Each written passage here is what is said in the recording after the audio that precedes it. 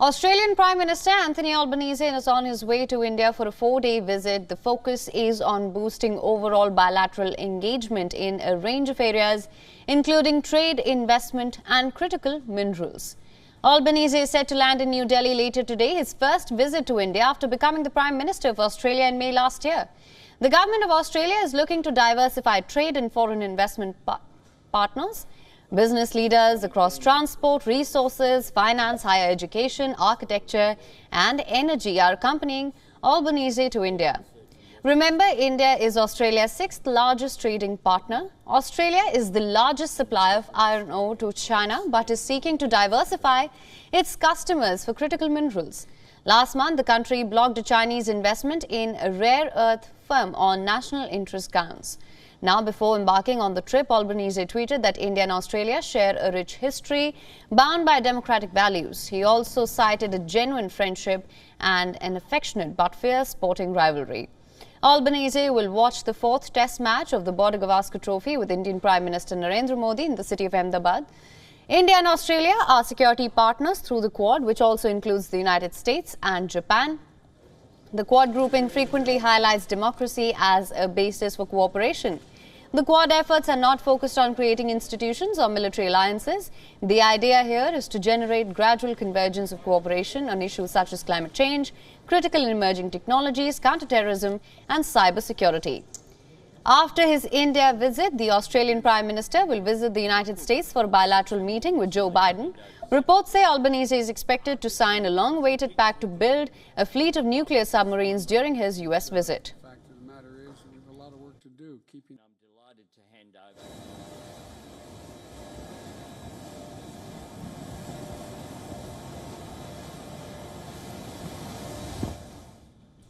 For more on this, we're now joined by Adam Hancock, freelance journalist based in Southeast Asia. Thank you so much for joining us on this broadcast. Hello.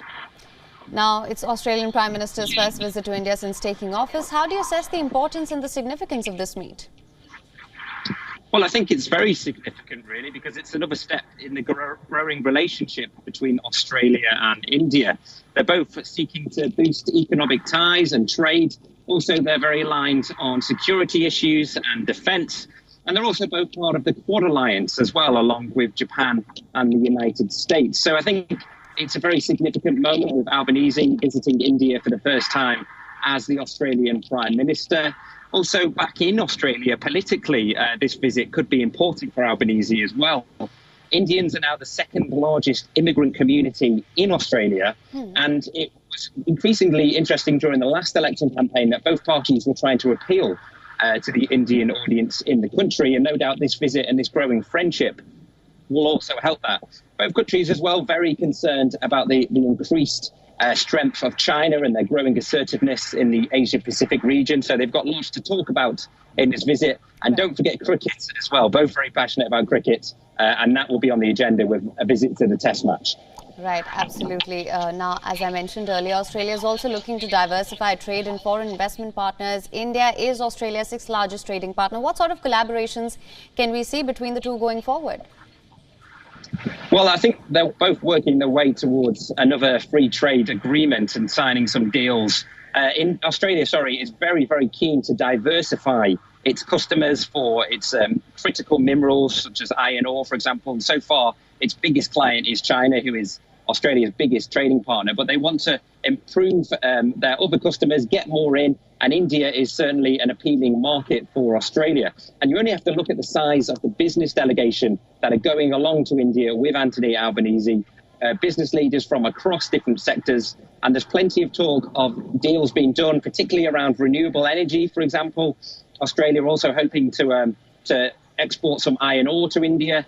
So there's going to be a lot of economic talk over the next few days as they try and really improve at trade. At the moment, I think it's something like only 7% for trade between Australia and India compared to Australia's 27% with China. So there's no chance that India is going to overtake China in terms of importance when it comes to trading partners. But they certainly want to improve those economic links between both countries.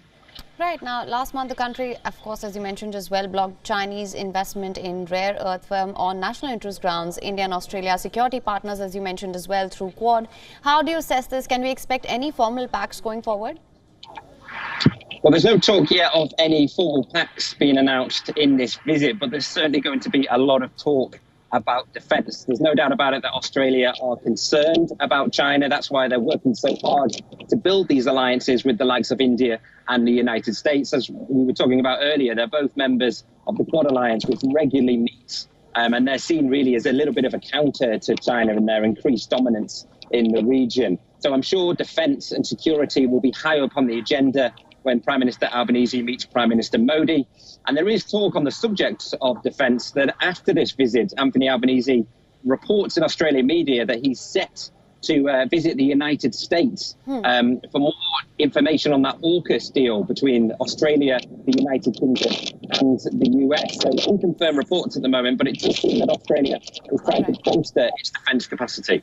All right, Adam Hancock, thank you so much for joining us on this broadcast with all your insights on this. Thank you. WION is now available in your country. Download the app now. Get all the news on the move.